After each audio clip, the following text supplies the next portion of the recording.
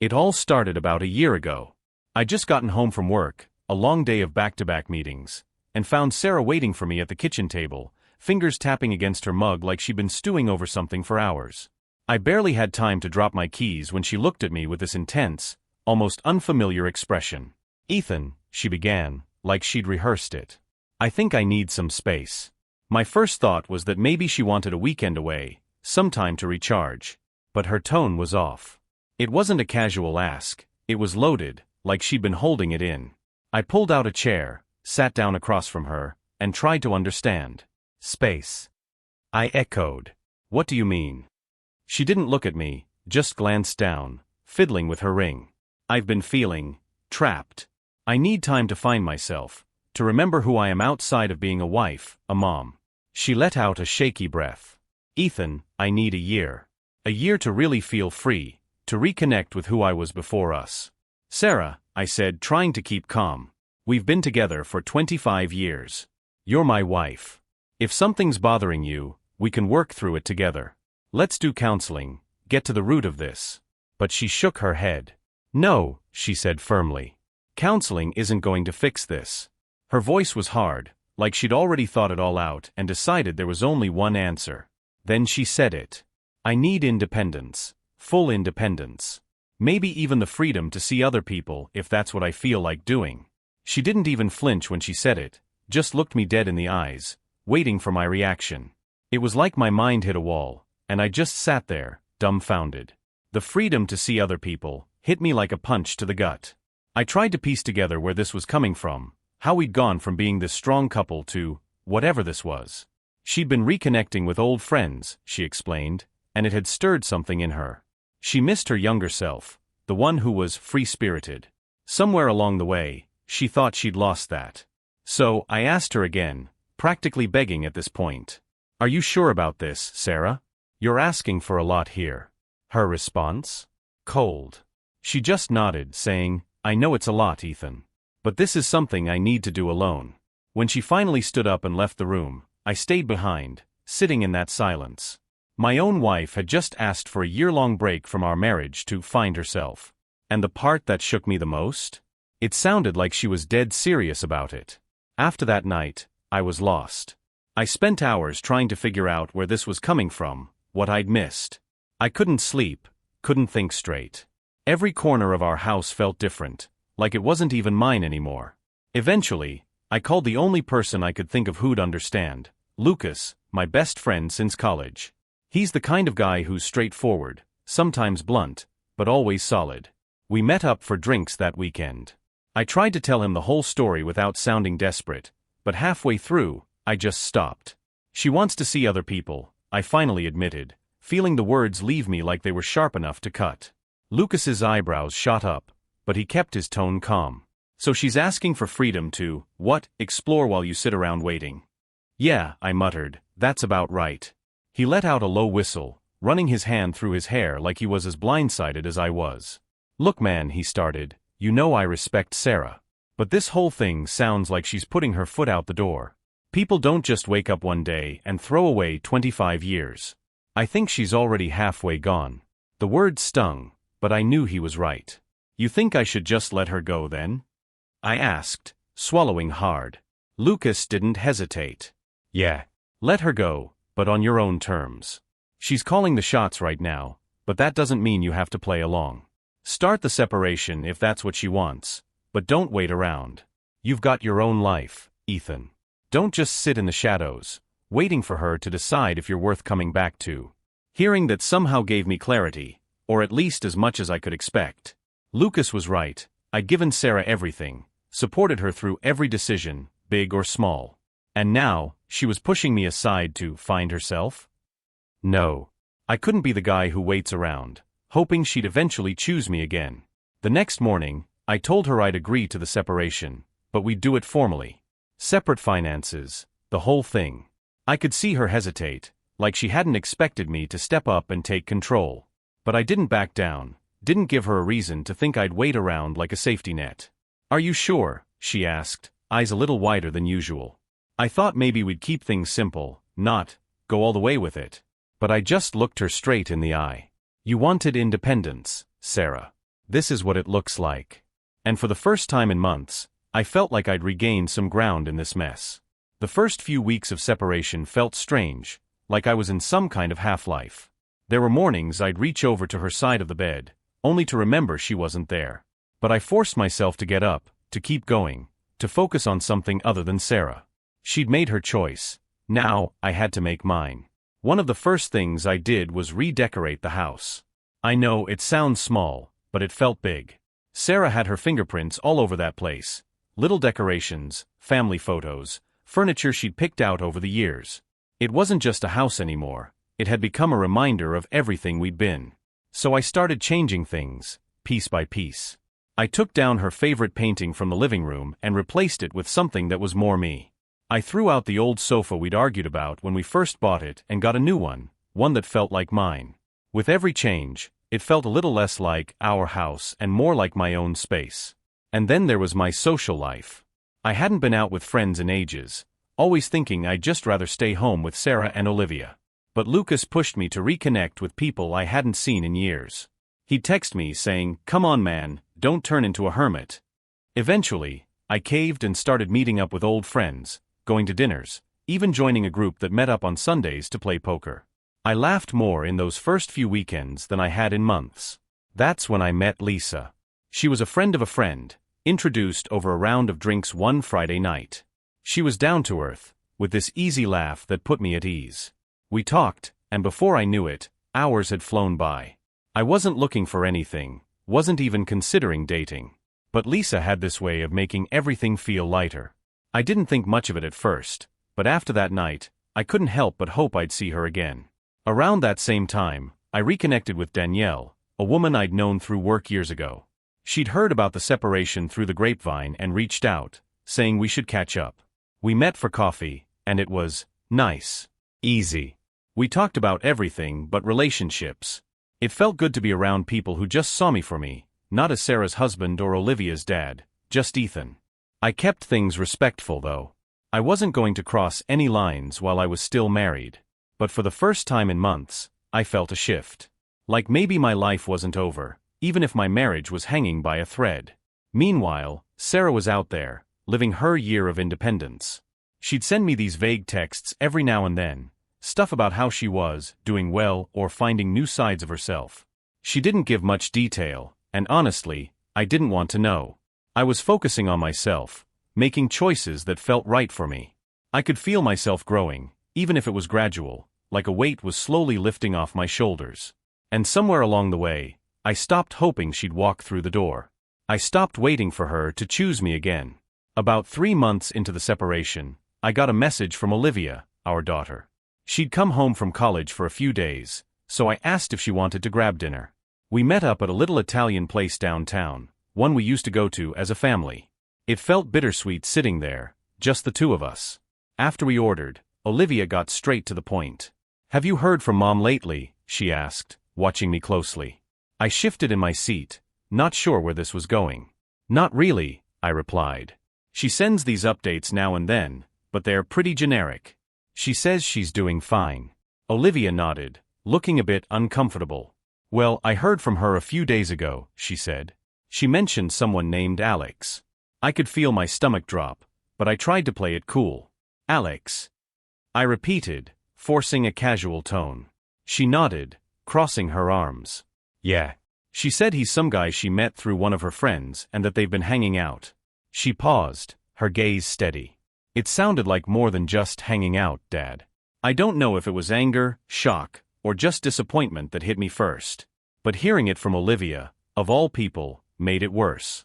"Did she tell you anything else?" I asked, trying to stay calm. Olivia shook her head. "No, but I could tell she wasn't telling me the whole story.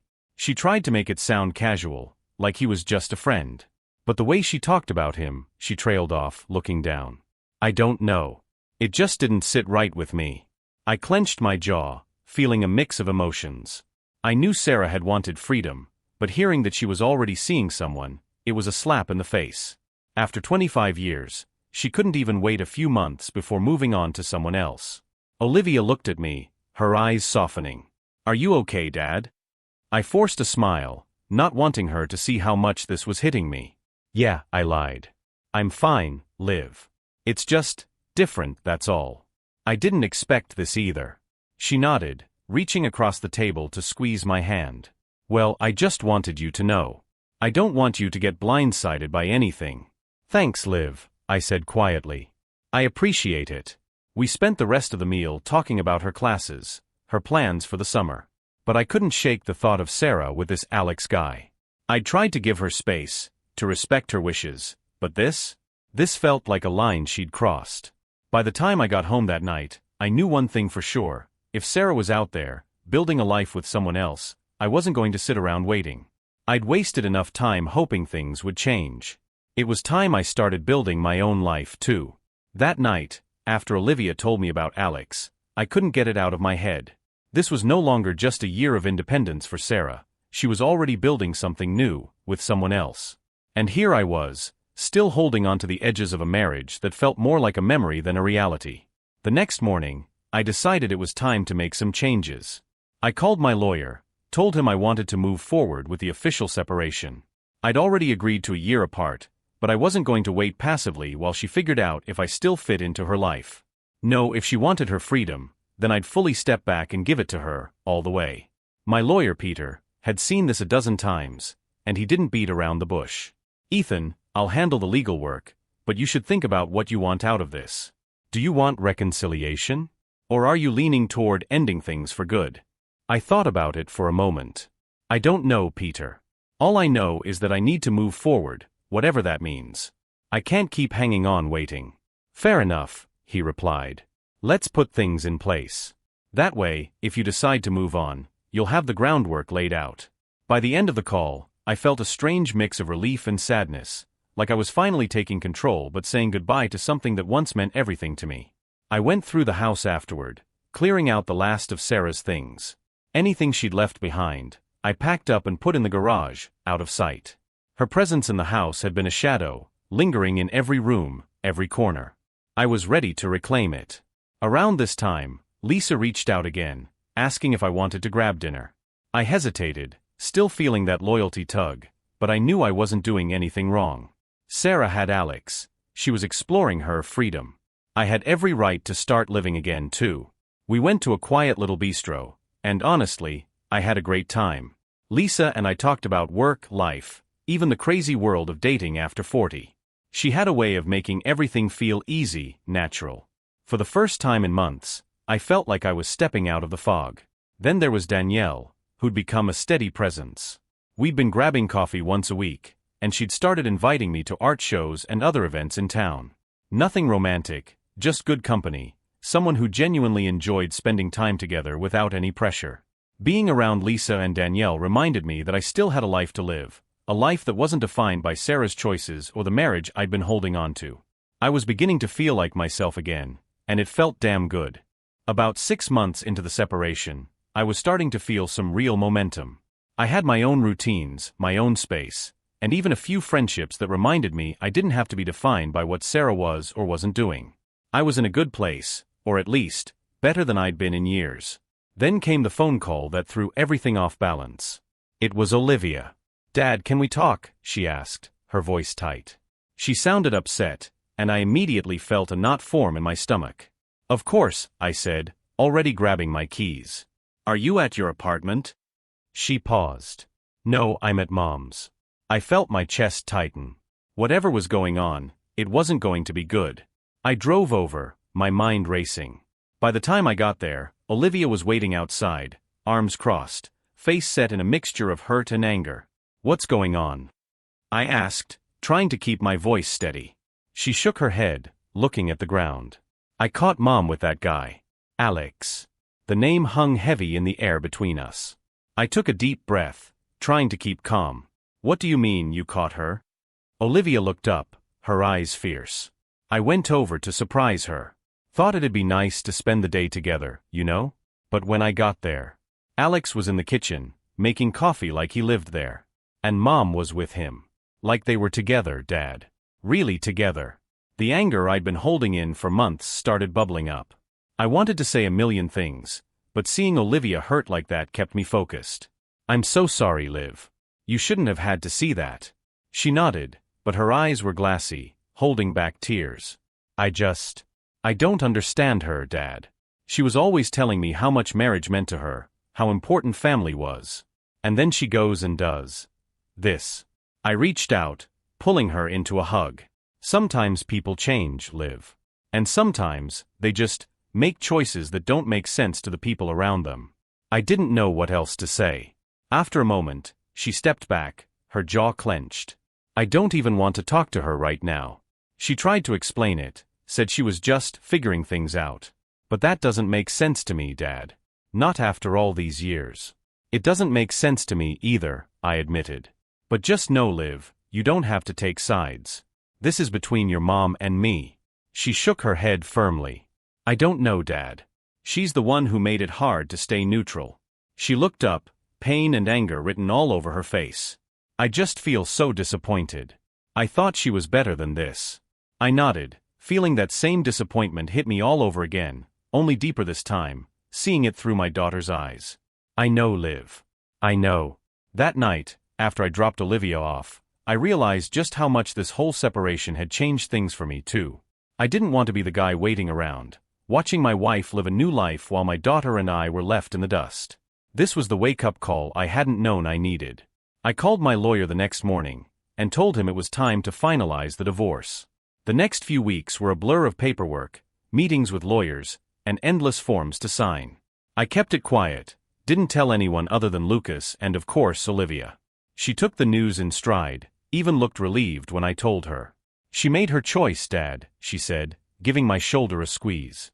You deserve better than waiting around for her. Hearing those words from my own daughter hit hard. It made me feel like maybe, just maybe, I was doing the right thing. I focused on moving forward, looking ahead, and building something stable for myself and for Olivia. Sarah, on the other hand, seemed to be on a completely different wavelength. She called me a few days before our scheduled meeting to finalize the divorce. Her voice was softer than usual, like she'd been thinking things over. Ethan, she began, hesitating. Are you sure you want to go through with this? I felt my jaw tighten. Sarah, I think we're past that point. But I've learned a lot this past year, she said, her tone almost pleading. I needed this time to grow, to understand myself. I've made mistakes, but I want to try again, Ethan. I want to come home. I couldn't believe it. You're saying this now? I asked, disbelief coloring my voice. After everything you've put us through? After Olivia walked in on you and Alex? Her voice softened even more, sounding almost tearful. That was a mistake. I lost my way, Ethan. But I'm ready to come back. I want to make this work. I let out a humorless laugh. Sarah, I don't think you understand. I'm not waiting anymore. You were out there, finding yourself, while I was here trying to keep our family together. I've made peace with the fact that this is over. There was a silence on her end, and then she whispered, I didn't think you'd give up on us. It's not giving up, I said firmly. It's finally moving on. When we met at the lawyer's office to finalize everything, she looked worn down, almost shocked. She was quiet as the papers were laid out in front of us, her hand trembling as she reached for a pen. Just as she was about to sign, I placed a folder in front of her, sliding it across the table. She looked at it, confused. What's this? Proof, I said, my voice calm. Proof of you and Alex. Olivia deserves to know the truth, and so do you. Her face went pale, and her eyes darted to the folder, then back to me. You didn't have to do this, Ethan. I looked her straight in the eye. I didn't have to, but I did. Olivia's been disappointed enough.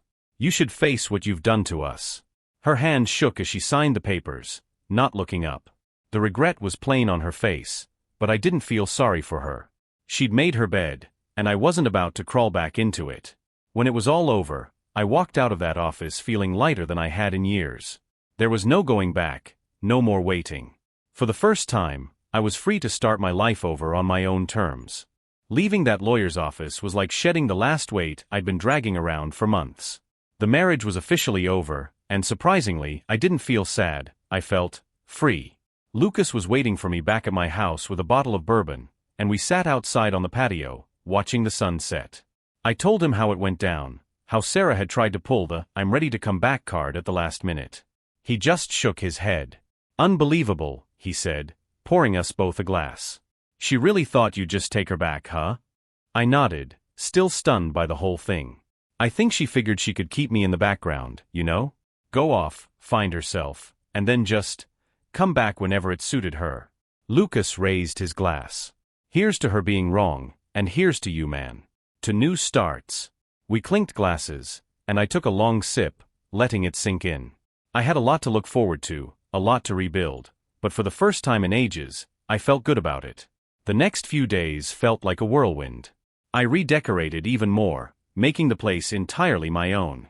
I took down every last reminder of our life together. No more pictures of family vacations, no more of her old knickknacks cluttering up the shelves. I was creating a fresh slate, and each little change felt like taking another step toward a life that was truly mine. Lisa reached out again, this time suggesting we take a day trip out of town.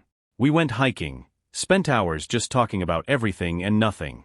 The peace I felt with her was something I hadn't felt in years. There was no pressure, no old baggage lurking in the background, just two people enjoying each other's company. And Danielle? She'd become a staple in my life too, a friend who genuinely cared. She'd swing by with coffee in the mornings, join me for lunch during the work week, and sometimes we'd go to art galleries or wine tastings on the weekends. I wasn't looking for a serious relationship, not yet, but it felt good to have meaningful connections again. A few weeks after the divorce was finalized, I even hosted a small get-together at my house. It was nothing fancy, just a barbecue, a few old friends, some music. But it felt different, like I was finally opening up my life again. It wasn't about showing anyone anything or proving a point. It was about taking control, about living fully for the first time in years. At the end of the night, Lucas pulled me aside, grinning. "You look like a new man, Ethan. It's good to see." I just nodded, realizing he was right. I was finally letting go of all the disappointment, all the resentment. I didn't have to be the guy waiting around for someone else's decision anymore. I was finally choosing myself. As the weeks went by, things with Lisa grew naturally, almost without me even realizing it. What had started as casual dinners and long talks turned into something steady and comforting. We weren't rushing anything. We'd both been through enough to know that wasn't the way to go. But I started looking forward to our time together more and more. She had this way of making me laugh, of bringing out this lighter side of me I hadn't seen in years. One Friday night, we decided to cook together at her place. She had a little house on the edge of town, nothing fancy, but it was cozy and warm. It felt like a real home, something I hadn't felt in a while.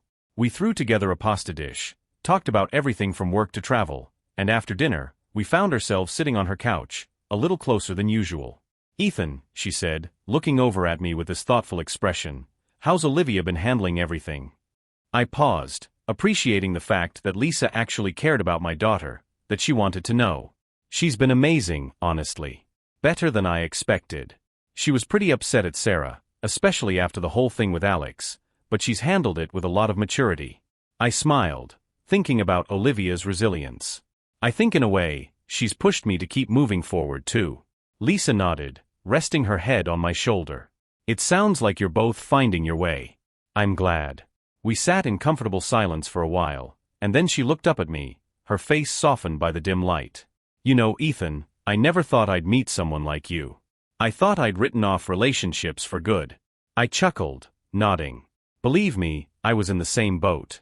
I hesitated, then added, "But being with you, it's different. It feels real." She smiled, and I felt this warmth settle over me, a feeling I'd almost forgotten. Slowly, naturally, she leaned in, and we shared a quiet, tender kiss.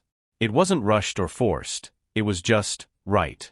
In that moment, I felt like I was finally letting go of the past, finally ready to move on. That night was the start of something new. We didn't define it or set any expectations, but I knew one thing for sure: I was done looking back. Lisa had come into my life when I least expected it, and for the first time in years, I felt truly hopeful about the future. I went home that night feeling lighter, like I was finally moving towards something worth building. Just when I was starting to settle into this new chapter, Sarah showed up unannounced at my door. It was a rainy Sunday afternoon, and seeing her standing there, soaked and disheveled, threw me off. I hadn't expected to see her again outside of legal meetings, and certainly not like this. "Ethan," she said, her voice shaky, "can we talk?" Part of me wanted to shut the door, but I stepped back, gesturing her inside. She looked around the house, taking in the changes I'd made, the new furniture, the paintings, the spaces where our photos used to hang. She took a deep breath, like the reality of it was just sinking in. "Everything looks different," she murmured. "It is different," I replied, keeping my voice steady. She sat down, her hands fidgeting in her lap. "I know I've hurt you," she began, her eyes meeting mine. "I made mistakes, big ones. But I miss us, Ethan. I miss you." Her words hit me, but they didn't have the impact they might have had months ago. I was past this, past the hope that maybe she'd come back and we'd somehow fix things. "Sarah, we're already divorced. You chose this path." She swallowed, her voice breaking a little. "I thought I wanted freedom. I thought I needed space to figure out who I was. But I was wrong. I let everything slip away." She looked up, tears brimming in her eyes. "I want to come back. I want to try again." I took a deep breath, feeling the weight of everything she was saying. This was what I'd wanted to hear once, what I'd prayed for when she first asked for space. But now, it felt hollow. I'd grown past the point of wanting her back. I'd built something new, found pieces of myself that didn't revolve around her. "I can't, Sarah," I said finally, my voice firm. "You made your choice, and I've made mine. I'm moving on." She blinked, looking stunned, like she hadn't expected me to stand my ground. "But Ethan, we were together for 25 years. Doesn't that mean anything?" "It did," I answered, feeling a calm resolve wash over me. "But what you did, leaving me, choosing Alex over our family, that showed me I was holding on to something that wasn't real anymore. I've started a new life, and I'm happy with where I am." The room fell into a heavy silence, her face crumbling as she realized I wasn't going to change my mind. She wiped a tear from her cheek, nodding slowly. "I'm sorry," she whispered, her voice barely audible. I nodded, giving her one last look. "I hope you find what you're looking for, Sarah. But it's time for me to move forward." She stood up, hesitating like she wanted to say more, but instead, she just gave me a long, searching look and turned to leave. As she closed the door behind her, I felt a strange mixture of closure and relief. I knew once and for all that I'd made the right decision. After Sarah left, I stood in the quiet of the house, letting the last conversation we'd ever have sink in. It felt final. No more waiting, no more hoping. It was a strange feeling, but for the first time in a long time, it felt like real peace. Life went on with a steadiness I hadn't felt in years. I focused on work, on friends, and most importantly, on Olivia. I could tell she was relieved that I hadn't taken Sarah back, that I was finally putting my own happiness first. Our relationship grew stronger in ways I hadn't expected. We'd go on long drives, talk late into the night about her plans and dreams, and for once, she didn't have to worry about her dad holding on to something that wasn't good for him. And then there was Lisa. Things between us became a new, quiet constant. She didn't ask for much, didn't push for anything, but I found myself wanting to be around her more and more. She had this way of being both grounding and uplifting, helping me to finally see that there was a life after Sarah, a life that didn't have to be marked by drama or betrayal. One Saturday afternoon, Lisa and I went on a spontaneous road trip to a little town by the coast. We strolled through the local market, stopped by a small cafe, and sat for hours just watching the waves roll in. At some point, she looked over at me and said, "You seem settled, like you're finally where you want to be." I took her hand, feeling the truth of her words. "I think I am," I said, realizing just how much she'd helped me get to this place. I didn't need Sarah's validation, didn't need to prove anything to anyone else. I was finally living life on my terms. Lisa smiled, resting her head on my shoulder, and we stayed like that, both of us comfortable in the silence. It was a new kind of happiness, one that wasn't based on grand gestures or constant sacrifices. It was simple, and for the first time in years, it felt real. When we got back home that night, I realized something important. This wasn't just a fresh start. It was a chance to redefine happiness, to find a new purpose that didn't revolve around fixing broken things or holding on to memories that had already faded. I felt like I'd finally arrived in my own life, and I knew one thing for sure: I wasn't going back. One evening, a few weeks after that trip with Lisa, I sat down with Olivia over dinner. We were at her favorite little Mexican spot, and she was going on about her college classes and some new project she'd started with her friends. Listening to her talk, I realized how much she'd grown and matured through all of this. She was steady, confident, and I knew it was time to share a part of my life with her. After she finished telling me about her project, I cleared my throat. Liv, I want to talk to you about someone in my life. I think it's time I tell you a bit more about Lisa. She raised an eyebrow, smiling a little. I was wondering when you'd bring her up, she said, barely hiding her curiosity. So, who is Lisa, Dad? I felt a bit nervous, but her openness put me at ease. Lisa's a friend I met a while back, not long after your mom and I separated. We've been spending more time together, and it's been good. Really good, actually. Olivia's smile widened. So you're happy with her? I nodded, feeling a weight lift as I said it out loud. Yeah, Liv, I really am. Lisa's been there through a lot of this, and being with her feels peaceful. Like I'm finally moving forward, and in a good way. She looked at me thoughtfully, then reached over and gave my hand a squeeze. I'm glad, Dad. You deserve someone who makes you happy, and if Lisa's that person, then I'd love to meet her. Hearing that from Olivia meant everything. I'd worried about how she'd take it, but seeing her support, her genuine happiness for me, it felt like the final piece clicking into place. Thanks, Liv, I said, my voice a little tight with emotion. I wasn't sure how you'd feel about this. She rolled her eyes, smiling. Dad, after everything, I just want you to be with someone who treats you well. If she's helping you move on, then I'm all for it. We spent the rest of dinner laughing, talking, reconnecting, and it felt like a weight had been lifted between us. For once, I wasn't holding anything back. As we headed out, Olivia hugged me, holding on a little longer than usual. I'm proud of you, Dad, she whispered. You've come a long way. I drove home that night feeling grateful, not just for Olivia and the bond we'd strengthened, but for the life I was finally building, step by step, with people who genuinely cared about me. The following weekend, I invited Lisa over for dinner. Olivia was coming home, and I'd told her a bit about Lisa, but this would be their first time meeting. I was a little nervous. I wanted this to go well. Lisa knew how important this was too, and I could see she was feeling a bit of that pressure. Lisa arrived with a warm smile, holding a small bouquet for Olivia, which was the perfect touch. Olivia came in not long after, giving Lisa a friendly hug right off the bat, which immediately eased the tension. I could see the curiosity in Olivia's eyes, but she was respectful, asking Lisa about herself and genuinely getting to know her. Over dinner, we laughed, shared stories, and it felt like the three of us were a little family. Lisa had this way of listening that made Olivia light up, and I could see they were already getting along. At one point, Olivia shared a funny story from her childhood, something about a disastrous camping trip Sarah and I had taken her on when she was 10. Lisa laughed along, giving me a playful nudge about my apparent lack of camping skills. When dessert was done, Olivia took a breath, looking between us. Lisa, I want to say this, you make my dad really happy. I can see it, and it's nice. Thank you for being here for him. She looked at me, and her eyes softened. Dad, I'm glad you found someone who cares about you. That moment meant the world to me. I reached over, squeezing Olivia's hand, and Lisa looked genuinely touched. I hadn't realized until then how much I'd wanted Olivia's blessing on this new part of my life, and now I had it. We spent the rest of the night talking about plans, dreams, and where life was taking each of us, feeling like the barriers had finally fallen away.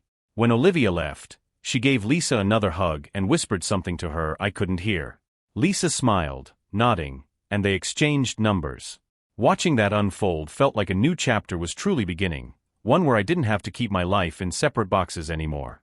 After Olivia left, Lisa and I sat on the porch, taking in the quiet of the evening. She looked over at me, her eyes soft. Your daughter is pretty incredible, Ethan. I nodded, feeling a deep gratitude I could barely put into words. Yes, she is. And I think she sees how important you are to me. That means everything. Lisa took my hand, and we stayed like that for a long while, just appreciating this moment we'd built, solid, real, and full of possibility. After that night, life started to feel different in a way I hadn't expected. I was no longer in limbo, balancing between my past with Sarah and this new chapter one was carving out. The weight I'd carried for so long, the doubts, the hurt, the frustration, it was finally gone. Lisa and I became a steady, comfortable part of each other's lives. She had her own world, her own friends, her own routines, but we kept finding ourselves drawn back to each other. One evening, she invited me to her place for dinner, something simple, but it felt different. As we were cleaning up, Lisa leaned against the counter, studying me for a second before she spoke. You know, Ethan, she said, her voice soft, I feel like this is something real. Something I didn't think I'd find again. I looked at her, taking in how genuine she looked, how her eyes softened as she spoke. I feel the same way, I replied. When I started this whole journey, I wasn't sure I'd ever get to a place like this again. But being with you, Lisa, it feels like I'm finally where I want to be. We stood there in silence, just looking at each other, and then, as naturally as anything, I pulled her close. We stayed like that, both of us quiet, holding on to the moment. I hadn't realized how much I needed that, a relationship built on understanding, on acceptance, without the chaos or drama. Over the next few weeks, we started talking more about our futures. Not in any concrete terms, but little conversations about what life could look like if we kept moving forward together. She'd ask about my dreams, things I hadn't considered in years, and I found myself opening up in ways I hadn't before. One weekend, I took her up to a cabin I'd rented near a lake. Just the two of us, no distractions. We spent the days hiking, cooking together, and talking. There was a lot of peace in those days, something I hadn't felt in a long time. One night, we sat by the fire, a glass of wine in each of our hands, and I told her everything about my marriage to Sarah, the good, the bad, and the ending. She listened quietly, her hand warm in mine, and when I was finished she simply said, "I'm glad you're here now, Ethan. It sounds like you've come a long way." I nodded, feeling lighter than I ever had talking about it. "It's a relief to finally feel like it's all behind me," I admitted. "I've been ready to move forward, and I'm glad I get to do that with you." Lisa leaned in, her eyes meeting mine. "You deserve peace, Ethan. And happiness." Hearing those words, spoken so genuinely, it hit me how much I'd finally let go of. We spent the rest of that night talking about where we wanted to go from here, what kind of life we wanted. It was the first time in a long time I could picture a future with someone and feel no hesitation. When we got back from the cabin, Olivia came over that weekend, curious about the trip. We sat outside, and I told her all about it. She looked so happy for me, relieved in a way, like she'd been waiting to see her dad really move on. "Dad," she said, glancing over at me, "I know it's been a rough few years, but seeing you happy like this, it just makes everything feel worth it. Like all that hurt didn't win in the end." Hearing her say that made me feel more grounded in my choices than ever before. I reached over and hugged her, knowing that she had been my anchor through it all, even when she didn't realize it.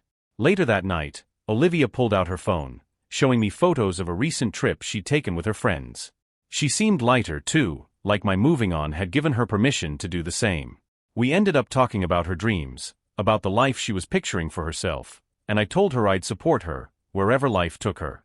As she left that night, she looked back and said, "I hope Lisa knows how much I appreciate her being there for you, Dad. She's been really good for you." I nodded, smiling. "She does, Liv.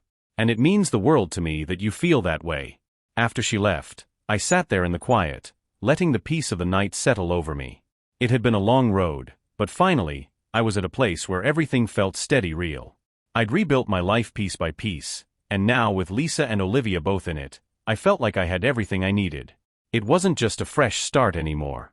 It was a life I'd truly built for myself, with people who saw me, who supported me, and who wanted the best for me. As the months rolled on, my life grew into something I never would have dreamed of a year ago. I was finally at peace. Lisa had become more than just a presence in my life. She was my partner, my confidant, the person I wanted by my side every day. There was a quiet strength in the way we cared for each other, a natural rhythm we had built up over our time together. It wasn't flashy or loud, but it was real, and I cherished it deeply. One evening, as we sat by the fire on my back porch, I looked over at her, seeing how completely she fit into my life. The warmth from the fire cast a soft glow across her face, and I felt something deeper than just contentment. I felt lucky. After everything I'd been through, after all the heartache and uncertainty, here was this woman who had walked into my life and helped me find a way to rebuild, not because she had to, but because she wanted to. As we talked, I found myself opening up to her in ways I hadn't before, sharing memories from my childhood, stories from my early years with Olivia, and even the dreams I'd put on hold. Lisa listened, her attention fully on me, and she reached for my hand as if to say, "I'm here with you." I was amazed at how natural it felt, how much I trusted her. She wasn't just part of my life, she was the life I wanted to build. One day, as spring was just starting to show its first blooms, I decided to bring Lisa to a small lake outside of town. It was a place I used to take Olivia when she was younger, back before life had gotten complicated. The lake was peaceful, surrounded by trees and filled with the sounds of nature. We spread out a blanket and spent the afternoon talking about everything and nothing, just basking in the simplicity of being together. As we were lying on the blanket, watching the clouds drift by, Lisa turned to me, her eyes thoughtful. "Ethan, do you ever think about what you want the future to look like?" I paused, considering her question. "Honestly, I used to be afraid to think about it," I admitted. "For a long time, I didn't even know if I'd get past everything that happened. But now with you here, yeah, I think about it all the time." She smiled, a soft and hopeful look crossing her face. "And what does it look like?" I took a deep breath, letting myself picture it fully for the first time. "It looks like this," I said, gesturing to the quiet beauty around us. "Simple. Real. And I'd want to build a life with you, Lisa. One where we're both free from the past, where we can just be ourselves."